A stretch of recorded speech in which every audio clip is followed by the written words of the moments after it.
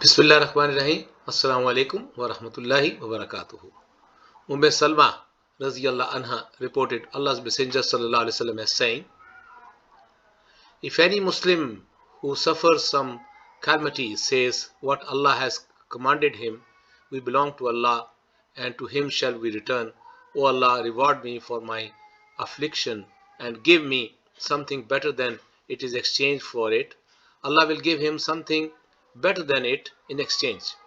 When Abu Salma Raziyallah Anha died, she said, what Muslim is better than Abu Salma, whose family was the first to immigrate to the Messenger of Allah Sallallahu Alaihi Wasallam.